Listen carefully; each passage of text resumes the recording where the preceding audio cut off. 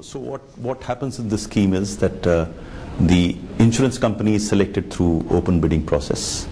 Whoever bids the lowest for a defined set of deliverables, and they have to impanel the hospitals, and then they have to select a smart card service provider which goes into the field to provide smart cards to these people. And it's a fairly foolproof system because a government officer is present when these smart cards are issued, and through his own smart card he verifies and certifies that the person standing in front of the laptop is the one who's standing in front of the camera. And when the electronic signals from his card go to the card of the beneficiary, does that card become valid?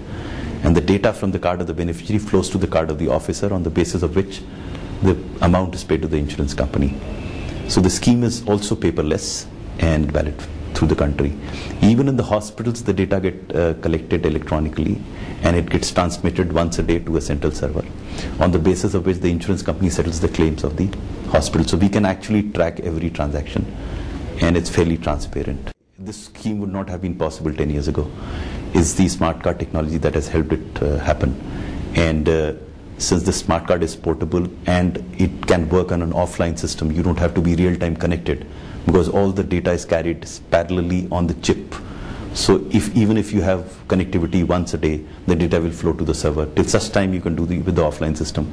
In a country like ours, it is important, because if you don't have an offline system, you're not real-time connected, and in emergencies you can't deny the benefit, because the identification of the individual happens through the smart card. Since the smart card carries the biometric data of the beneficiary, they are just matched in the hospital.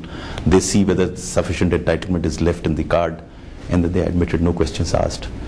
The rest of it is between the hospital and the insurance company.